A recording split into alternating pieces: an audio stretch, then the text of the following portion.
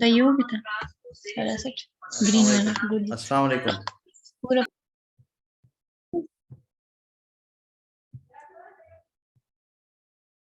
अस्सलाम वालेकुम।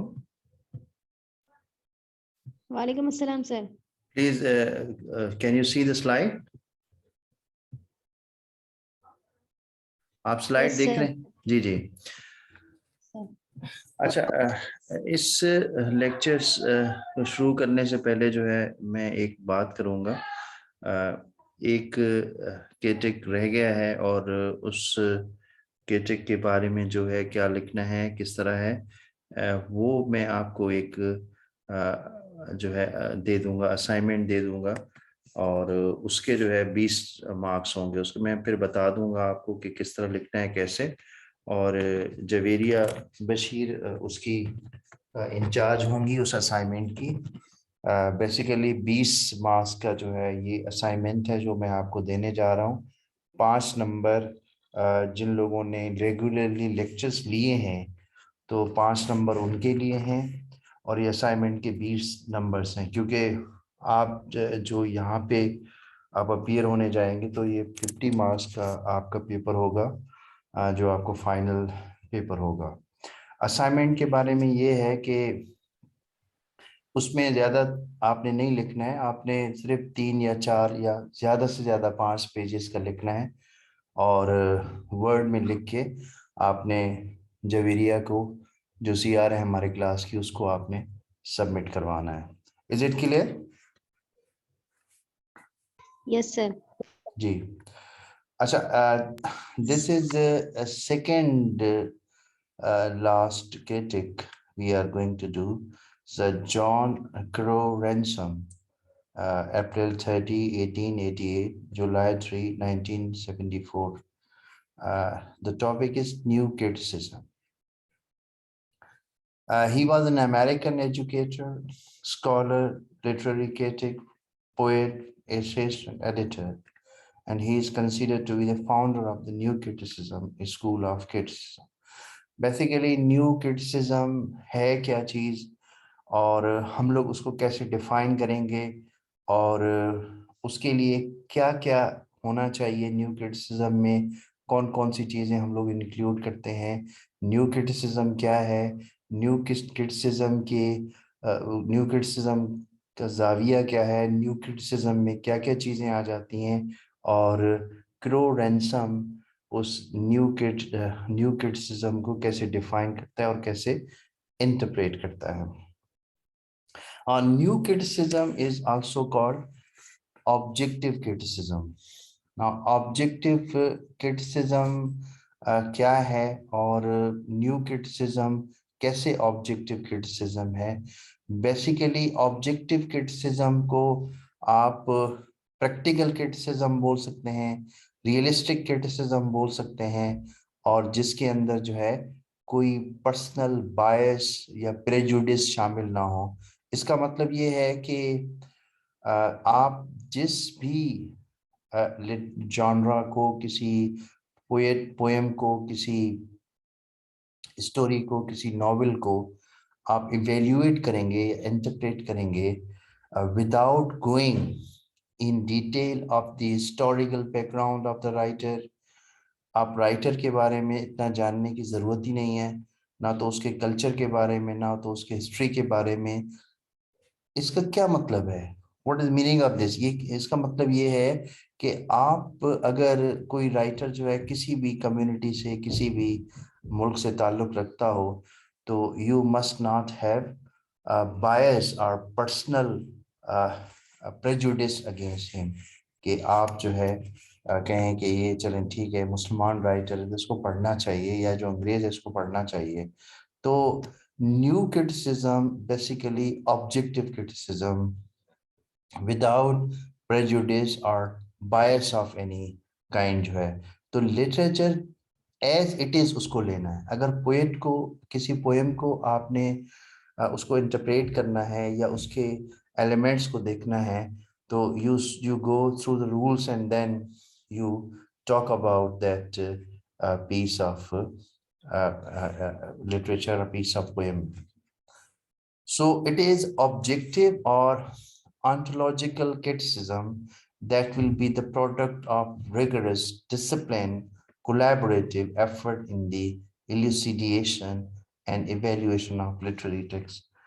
तो किसी भी लिटरेरी टेक्स्ट को आपने उसको देखना है कि क्या पोर्ट्रे कर रहा है और क्या है उसके अंदर जो है, और आपने you have to follow rules, you have got very tough rules, you have got hard rules, and you are very much disciplined at the time when you are getting and you evaluate that piece of writing.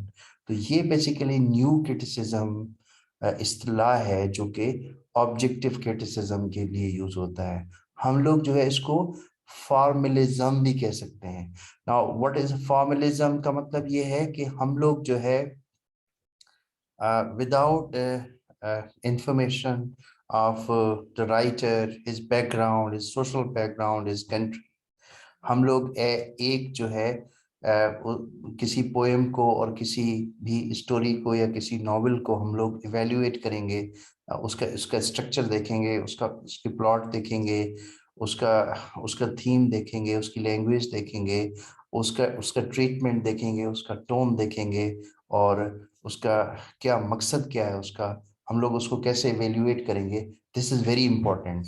जो formative elements हैं हम लोग उनको कैसे observe, symbol use हुआ है suppose जो है, या उसके अंदर जो है कोई ऐसा एलिमेंट यूज हुआ है, सिमिली यूज हुई है, कंपैरिजन यूज हुई है, तो उस वो जो है मीनिंग के लिए कितनी सूटेबल है और इसकी मीनिंग क्या है, ओवरऑल इसका थीम क्या है, उसको हम लोग जो है ऑब्जेक्टिव तरीके से इवेल्युएट करेंगे। But what he is trying to say, he said criticism itself has become more like an industry than human pursuit. इसका मतलब ये है कि जो क्रिटिसिज्म है सो वो रूल्स को फॉलो करता है, प्रिंसिपल को फॉलो करता है, एंड इट हैज बिकम जो है वो इंडस्ट्री। तो इसका मतलब ये है कि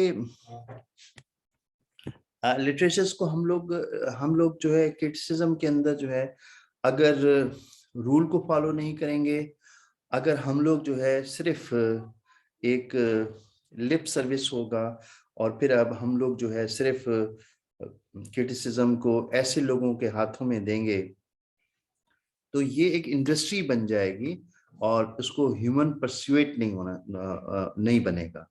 तो it should be human pursuit rather than industry. Most critics are immature. They have not trained to criticism. बहुत सारे critics जो है वो कहते हैं कि सिर्फ जो है criticism को as a enjoyment के तौर पे या इन criticism को ऐसे ही जो है वो ले लेते हैं कि आर्ट के तौर पे ले लेते हैं और ट्रेंड नहीं होते। तो he is trying to say that the critic should be trained before he evaluate, interpret any genre of literature. तो basically new criticism जो है ये कहता है कि जो है critics trained होने चाहिए और जो elucidation हो, interpretation हो, evaluation हो किसी भी जो है वो piece of writing की वो rules के बुनियाद पे हो और जो उसके फॉर्मेटिव एलिमेंट्स हैं उनके बारे में हो और जो है वो प्रैक्टिकल हो और उसका कोई जो है वो पर्पस हो, उसका कोई मकसद हो। सिर्फ criticism for the sake of criticism ना हो और क्रिटिसिज्म एंजॉयमेंट के लिए ना हो, और जो सही तौर पे जो क्रिटिक हैं, those who are trained, those who have got skills, those who come up to the expectation of criticism, rules of criticism, उनको basically आप ऐसे समझें कि ये task दिया जाए। So he is trying to say this thing. So what literary criticism all about? तो literary criticism है क्या चीज? We are trying to get his ideas regarding this. It is a close reading of the text. जैसे मैंने आपको बताया कि formalism में जो है भी close reading of the text, focusing the history, not focusing on the history, sorry, it is a close reading of the text. ये जो है जो क्रिटिसिज्म है वो बेसिकली वो क्लोज रीडिंग ऑफ टेक्स्ट है, without knowing the history of the author.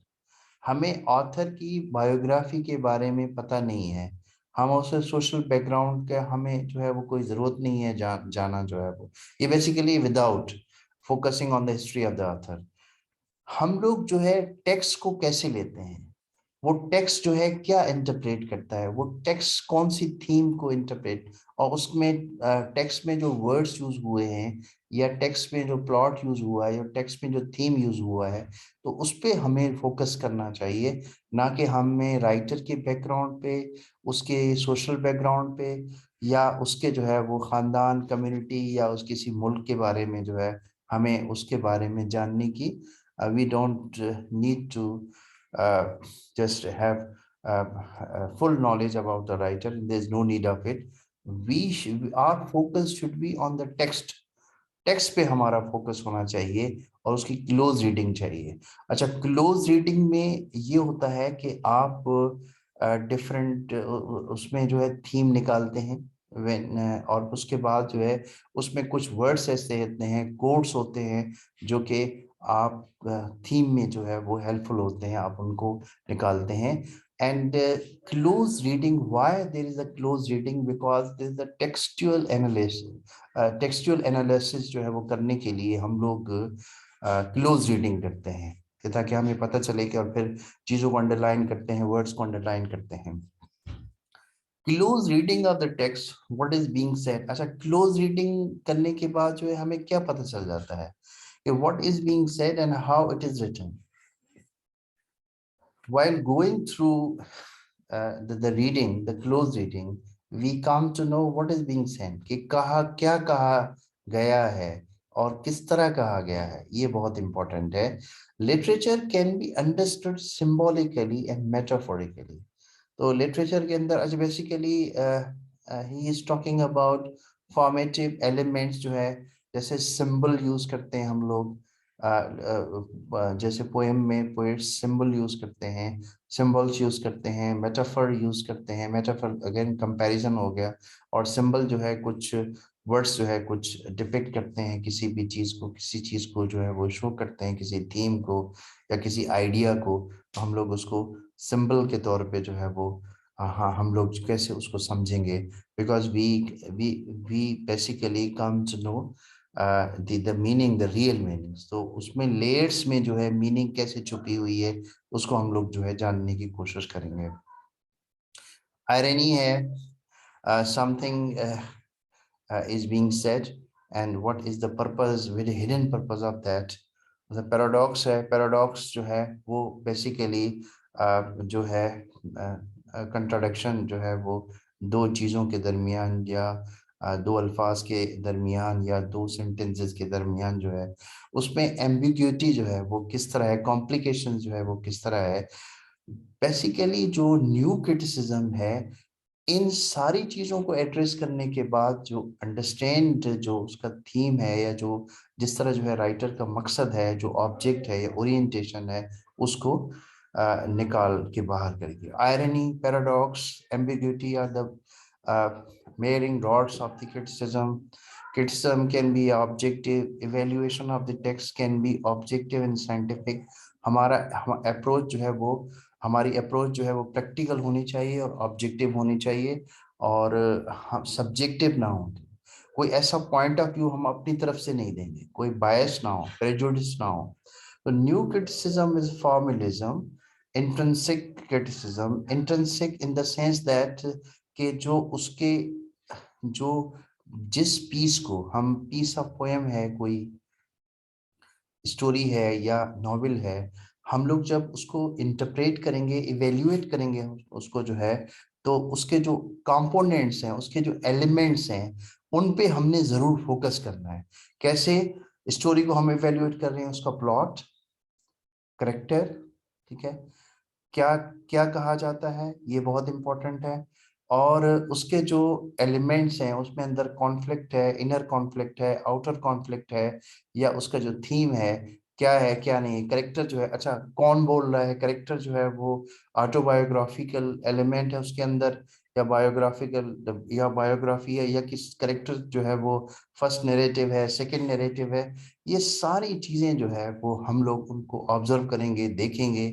अगर हम लोग किसी उसकी मीनिंग समझना चाहते हैं हम लोग जो है वो, क्योंकि हमें कंप्लीट तब समझ में आएगा जब हम उसके फॉर्मेटिव एलिमेंट्स पे फॉर्मेटिव एलिमेंट्स पे जाएंगे।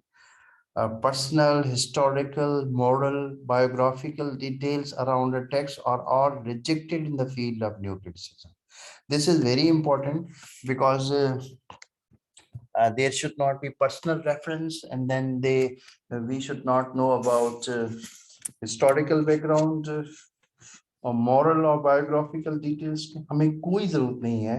इसका मतलब ये है कि हम टेक्स्ट को एज इट इज लेंगे, हम टेक्स्ट को एज इट इज लेंगे और उसके एलिमेंट्स को हाईलाइट करके हम लोग जो है उसकी मीनिंग निकालेंगे कि what this text is all about.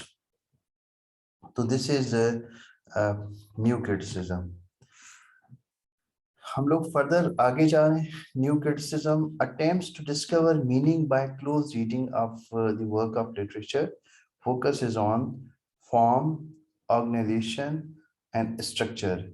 तो कोई भी पीस ऑफ राइटिंग है, हम लोग देखेंगे कि उसका फॉर्म क्या है, उसका वो कैसे ऑर्गेनाइज वो कैसे हुआ हुआ है वो, और उसका स्ट्रक्चर जो है उसके स्ट्रक्चर की तरफ जाएंगे, उसके वर्ड्स की तरफ जाएंगे, उसके ग्रामर की तरफ जाएंगे, उसके एलिमेंट्स की तरफ जाएंगे। तो ये सारी चीजें जो है वो how it is constructed, whether there is a subjectivity or objectivity in it, how it is organized, whether it is well organized, it is badly arranged or badly organized जो है वो, उसमें सिस्टमेटिक अप्रोच है या नहीं है, और उसका ओवरऑल स्ट्रक्चर क्या है। Word choice and language, multiple meanings जो है, हो सकता है कि उसमें बहुत सारी मीनिंग्स निकल रही है, there might be various meanings जो है एक मीनिंग के अलावा। Considers the work in isolation, disregarding author's intent, author's background, context, anything close outside of the work itself। हमें इससे कंसर्न नहीं होना चाहिए कि हम लोग किसी भी वर्क को जो है आइसोलेशन में जो है वो ले लें, हम लोग जो है ऑथर के इंटेंट को डिसरिगार्ड करें, या ऑथर का बैकग्राउंड कॉन्टेक्स्ट जो भी है, we are not concern about that. We are only concern about the text and its elements, and what it elements say, or what is the theme of the text, and what is basically general idea running in the text। तो हमें जो है basically objective और scientific approach हमारी होनी चाहिए।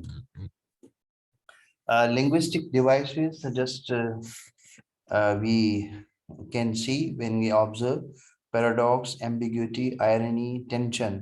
अच्छा उसके अंदर जो है आया कि जो टेक्स्ट है वो पैराडॉक्सिकल है, वर्ड्स जो है वो एम्बिग्यूटी शो करते हैं, आयरनी शो करते हैं, या टेंशन शो करते हैं। तो it means that all these elements when we talk about formalism, तो ऑल दीज इवैल्यूएशन जो होगी वो सब एलिमेंट्स की होगी। तो टेक्स्ट एज जो है हमारे सामने जो है वो टेक्स्ट होगा, तो टेक्स्ट बहुत इंपॉर्टेंट हमारे होगा, तो हम लोग उसकी ऑब्जेक्टिव इंटरप्रिटेशन करेंगे।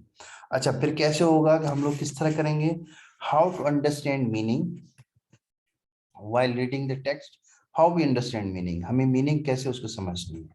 अच्छा फिर ये है कि these things are very important in understanding the meaning। who is speaking in the text, who is being spoken to, वो टेक्स्ट किसको एड्रेस कर रहा है, ठीक है, और वो उस टेक्स्ट के अंदर कौन बोल रहा है, आया कि वो प्रोटोगोनिस्ट है वो बोल रहा है, या कोई और बंदा नरेट कर रहा है, या थर्ड पर्सन है, या कोई जो है उसमें अनसीन जो है नरेटर उसमें डाला है, who is the addressee etcetera. और ये सारी चीजें जो है हमें पता होनी चाहिए, और हम लोग एक सवाल करेंगे कि आया इसमें है क्या चीज, and what is the setting, setting जो है उस टेक्स्ट की कौन सी है। तो अगर if we observe all these elements and components in it, then we come to know about the piece of writing। He has given basically this critic has given many examples, और ये दो examples जो उसने दिए हैं, तो basically examples of new criticism, practical criticism by I.A. Richards. तो I.A. Richards की जो criticism है वो basically practical criticism है. What is practical criticism? In practical criticism, again you see that new criticism is also practical type of criticism. In a practical criticism, we even not concerned about the writer, his background, his country, and in practical criticism, basically हुआ ये था कि I.A. Richards जो है basically professor थे, तो अपने university के अंदर जो है वो एक पोएम जो है उसने क्या किया कि सब स्टूडेंट्स को वो पोएम दे दी और उसको उन स्टूडेंट्स को बोला कि आप इसको इवेल्युएट करें, उसको इंटरप्रेट करें, और ये नहीं बताया कि ये पोएम किसकी लिखी हुई है. तो देयर वर मेनी स्टूडेंट्स, और उन स्टूडेंट्स ने जो है उस पोएम के को पढ़ने के बाद उसके थीम को, उसके स्ट्रक्चर्स को, उसके एलिमेंट्स को डिस्क्राइब करने की कोशिश की, और हर किसी ने अपने लिहाज से. Then afterwards you see that he addresses the class and he told them about the writer, his social background and his cultural background. तो उसके बाद जो है जो उनका रिएक्शन था स्टूडेंट्स का, that was totally different, कि वो जो है बिल्कुल जो उन्होंने पोएम को एज इट इज लिया, और उसके बाद जो है जब उसने बताया तो वो उनका रिएक्शन कुछ और था. So he is trying to say that there must not be personal likes and dislikes when you interpret or evaluate literature. हम literature को evaluate करते हैं या उसको interpret करते हैं, तो personal likes and dislikes नहीं होनी चाहिए, favoritism नहीं होनी चाहिए, bias नहीं होना चाहिए आपका idea, और जो है prejudice ना हो. तो आप you go through principles, you go through rules and regulations, you should be objective at that time, और आपको objective होना चाहिए, and yes, you are knowledgeable, you are full of wisdom if you want to become a critic, and you should be trained. आपको train किया जाए, आप personal idea ना दें, लेकिन rules और regulations को follow करके basically you have to evaluate and interpret a piece of literature, but while looking at the elements and components जो है वो elements और components जो है new criticism में बहुत ज़्यादा ज़रूरी है. The second example is the example of T.S. Eliot's objective correlative theory about Hamlet.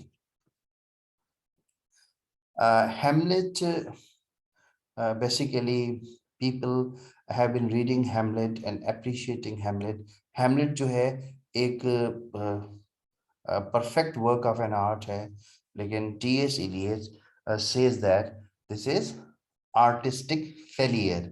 So in the first place, क्योंकि Hamlet को हर जो है वो बहुत सारे राइटर्स ने, बहुत सारे क्रिटिक्स ने कहा कि ये perfect work of an art है, Hamlet as a drama, Hamlet as a play.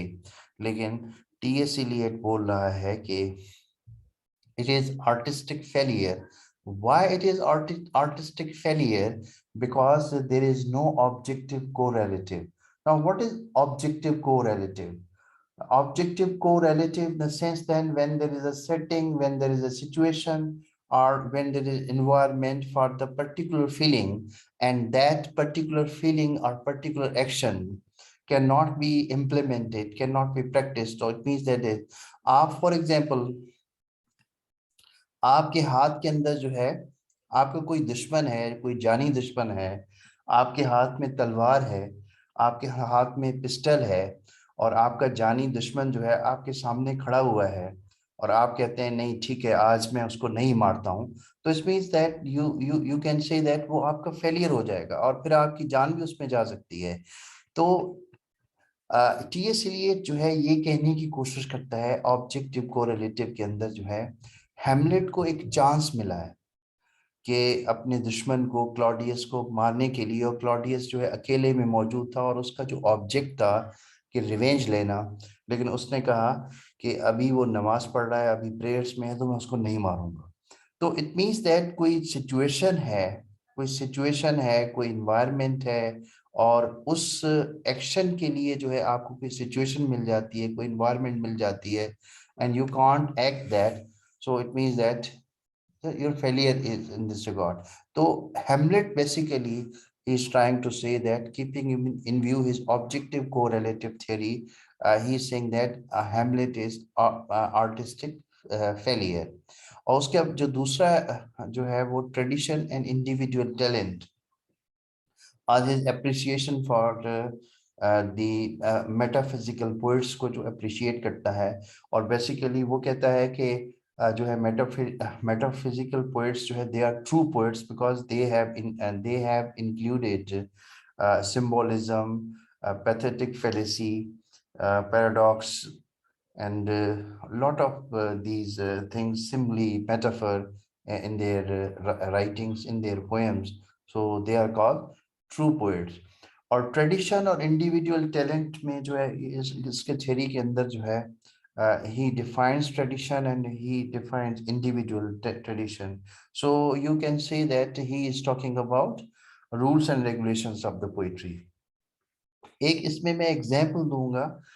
Now what happens, he is T.S. Eliot, basically he is saying that Ketik plays a vital role, and when you see he is just evaluating, interpreting literature. आप किसी भी piece of writing को Ketik evaluate करता है, Ketik evaluate करता है, और वो principles को देखता है, और फिर वो traditions को जो है वो देखता है. So these are the examples of new criticism and practical criticism according to Ransom. अच्छा, poem में या piece of art में हमने क्या देखना है? What we will see in that study of words. We should have studied the words, और हमें जो है we need to study the words, और उसके अंदर sense क्या है, उसके अंदर सेंस क्या है, उसके अंदर फीलिंग क्या है, उसके अंदर टोन क्या है, उसका इंटेंशन क्या है. तो इंटेंशन का मतलब ऑब्जेक्ट क्या है, राइटर का ऑब्जेक्ट क्या है, राइटर का पर्पस क्या है, और टोन जो है वो बेसिकली कैसा है, वो मजाहिया है, ह्यूमरस है, सीरियस है, तो उसका टोन क्या है, फीलिंग क्या है उसके अंदर, और उसके अंदर जो है राइटर क्या बताने की कोशिश करता है. तो these things are very important in new criticism. This is the last slide. अच्छा, फिर उसके बाद जो है न्यू क्रिटिसिज्म को डिफाइन करने के बाद जो है, न्यू क्रिटिसिज्म का पर्पस और ऑब्जेक्ट बताने के बाद जो है, ये कहता है कि जो बेसिकली जो क्रिटिक है, what should be the criteria of the critic, जो है वो क्रिटिक का क्या क्राइटेरिया होना चाहिए न्यू क्रिटिसिज्म में. He is saying that a trained professors having abilities needed for it. Basically जो वो कहता है कि जो ट्रेन्ड प्रोफेसर्स होते हैं यूनिवर्सिटीज के, वो क्रिटिसिज्म के लिए अहल हैं. Now you see that he defines artist, philosopher, and university professor. Now he's saying that the literary artists can speak about their work, but their views will be valuable when they speak more about the technical nature of work. He's trying to say that the artist basically, artist जो है उसमें poet हो सकता है, writer हो सकता है, novelist हो सकता है. व्हेन जो है अगर आर्टिस्ट कोई क्रिटिक होगा तो they should speak about their work. जाहिर है जब वो अपने काम के बारे में बात करेंगे या अपने पीस ऑफ वर्क के बारे में बात करेंगे तो उसके थीम के बारे में बात करेंगे, या जो है वो ओवरऑल वर्क किस चीज के बारे में है. लेकिन they must focus on, they must stress on the technical nature of work. आप किसी जो है वो piece of writing को evaluate करने के लिए उसके components, elements, as I have already told you, और उसका technical nature जो है उस work का क्या है, तो फिर वो जो artist है वो critic बन सकता है. The second is philosopher. The philosopher is apt to see a lot of wood, but no trees. His theory is general. वो कहता है कि जो फिलोसफर होता है, जो फलसफी होता है, वो बेसिकली जो है वो जनरल एस्टिमेट देता है। So he can't be a good critic, क्योंकि वो मिसाल देता है, रेंसम मिसाल देता है कि फिलोसफर को बहुत लकड़ी नजर आती है, लेकिन कहीं दरख्त जो है वो उसको नजर नहीं आते हैं। इसका मतलब ये है कि his point of view is general, his point of view is not detailed, his point of view is not specific, and he does not know the skills, the techniques. He has not been trained as a critic. तो एक philosopher जो है वो critic नहीं बन सकता, लेकिन एक आर्टिस्ट जो है वो क्रिटिक बन सकता है जब जो है वो टेक्निकल नेचर ऑफ वर्क जो है, जो उसकी टेक्निक है उस वर्क की, उसको जो है वो ज्यादा एक्सप्लोर करने की कोशिश करे या इंटरप्रेट करने की कोशिश करे। Then he talks about university teacher of literature. He should be, or he's saying that if he's a good critic, he can be good critic, he should be the professional who should take charge of the critical activity. Basically जो है he should be trained regarding that. तो critical activity के लिए as a critic होने के लिए उसको train किया जाए। Criticism must become more scientific, precise and systematic. तो क्रिटिसिज्म जो है वो सिस्टमेटिक होना चाहिए, साइंटिफिक होना चाहिए, ऑब्जेक्टिव होना चाहिए और प्रिसाइज होना चाहिए, और जस्टिस पे, फेयर प्ले पे जो है वो बेस करे। It must be developed by the collection and substantial efforts of a learned person.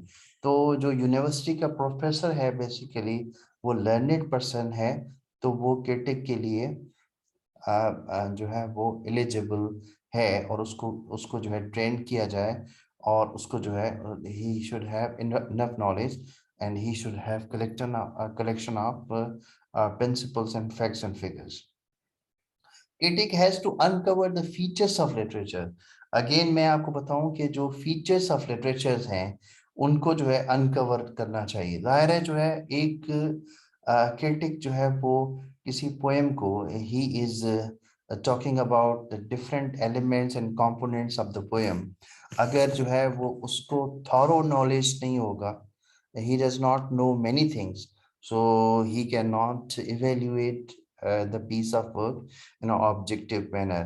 तो उसको objective manner में evaluate नहीं कर सकेगा, so he must have thorough knowledge। so without अच्छा critic की अहमियत क्या है? Ransom is trying to say that without critic it is difficult to understand meaning।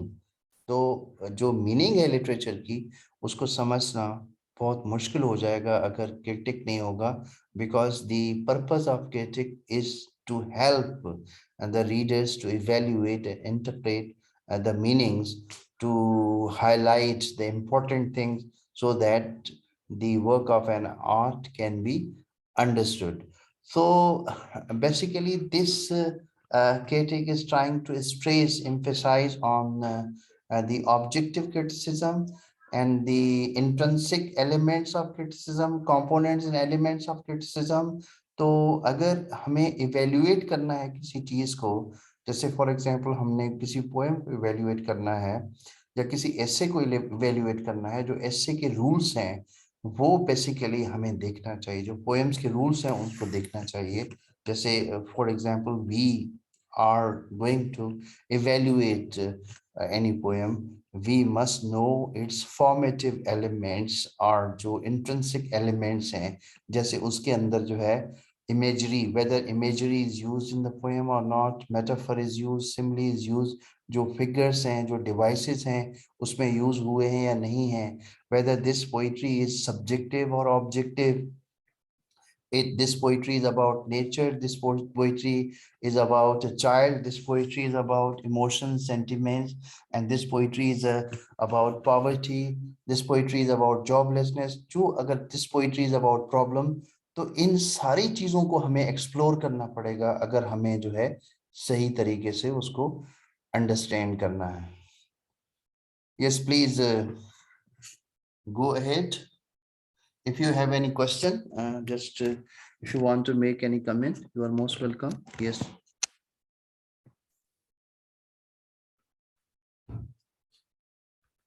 जी बेटा।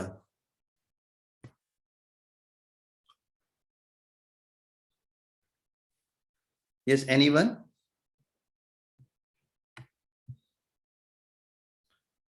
Are you there? Yes, sir. जी आसिया बेटा, आप, yes, you asked me the question.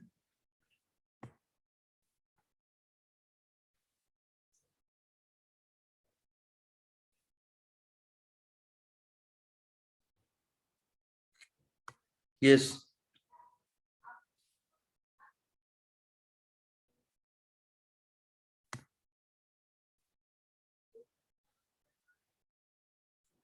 Yes, Asia.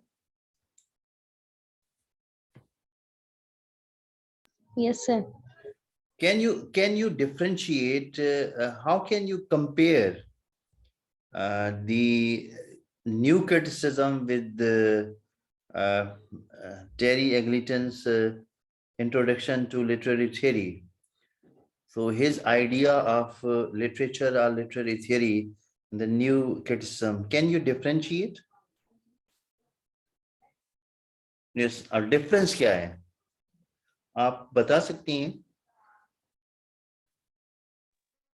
Yes. Yes. Sir, literary theory is defining literature.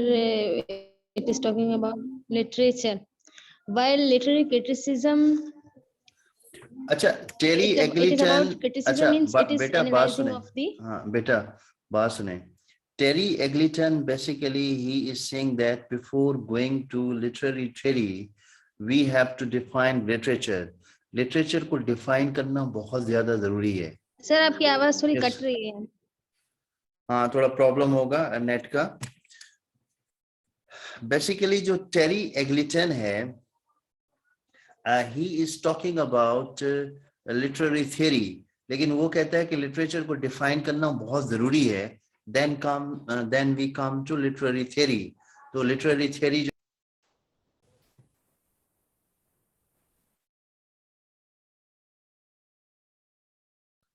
yes, are you there? Yes sir, आपकी आवाज sir वो cut रही थी. हाँ वो यस सर. मेरे ख्याल में नेट का प्रॉब्लम हो गया. अच्छा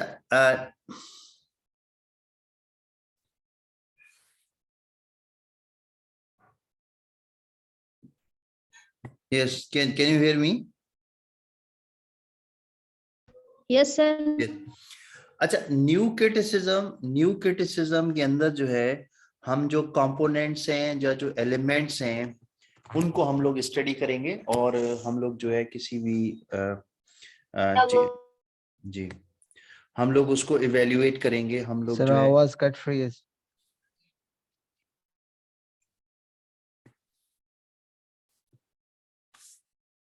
बेसिकली जो है वो नेट का इशू है, आई थिंक सो. यस,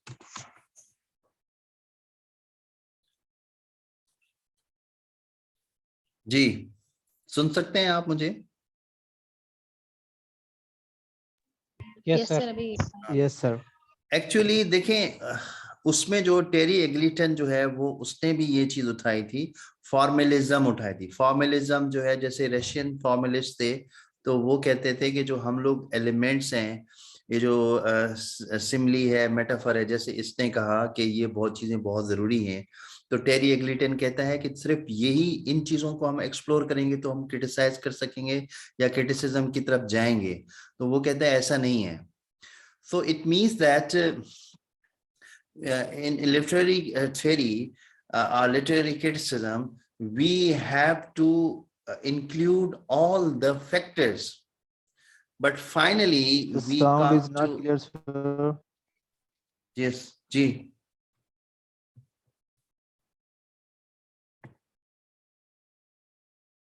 जी बेटा, आवाज आ रही है आपकी आपको मेरी?